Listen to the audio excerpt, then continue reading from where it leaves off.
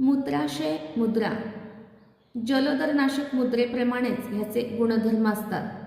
ही मुद्रा आपल्या शरीरामध्ये वाढलेलं जलतत्व आहे त्याच्यामध्ये घट करते किंवा जलतत्व वाढल्यामुळे शरीरावरती येणारी सूज आहे, पाण्याचं प्रमाण शरीरामध्ये वाढल्यामुळे होणारा जलदर हा आजार आहे तो बरं करण्यासाठी आपल्याला ही मुद्रा खूप उपयुक्त आहे। ही मुद्रा आपल्याला दोन्ही हातांनी आपण ही करू शकतो। त्यासाठी आपले अनामिका बोट आहे आणि कनिष्ठिका म्हणजे करंगळी आणि त्याच्या शेजारचं बोट अनामिका ही दोन्ही तत्व आहेत ते आपल्याला अंगठ्याच्या मुळाशी म्हणजे अग्नितत्वाशी अलगद टेकवायचे आहेत आणि अग्नितत्वाने याच्यावरती हलकासा दाब द्यायचा आहे। अशा पद्धतीने केली जाते, त्याला मूत्राशय मुद्रा असं म्हटलं जातं। मुद्रा करायला अतिशय खूप सोपी आहे, पण ज्यावेळी तुमच्या शरीरामध्ये जलतत्वामध्ये वाढ होईल त्याच वेळी ह्या मुद्रेचा अभ्यास करायचा आहे।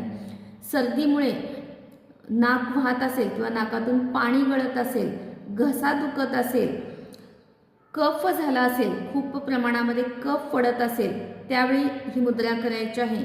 मूत्राशय संबंधित काही विकार असतील, लघवीला वरचेवर जावं लागत असेल, लघवीवरती कंट्रोल नियंत्रण राहत नसेल, अशा वेळी या मुद्रेचा अवश्य अभ्यास करायचा आहे। डोळ्यातून सतत पाणी गळणं हा विकार होत असेल किंवा जलोदर पोटामध्ये पाणी साठलं जातं, ह्यामध्ये सुद्धा ह्या मुद्रेचा बाकीच्या औषधांसोबतच ह्या मुद्रेचा सुद्धा अभ्यास करायचा आहे। अतिशय सोपी करायला अशी ही मुद्रा आहे, परंतु हे विकार बरं झाल्यानंतर ही मुद्रा पुन्हा करायची नाहीये। ज्यावेळी तुम्हाला या संबंधित कोणताही विकार असेल त्याच वेळी फक्त या मुद्रेचा अभ्यास करायचा आहे, नाहीतर शरीरातील पाण्याचं प्रमाण घटलं जातं।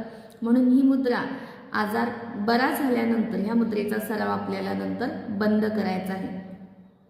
मूत्राशय मुद्रा।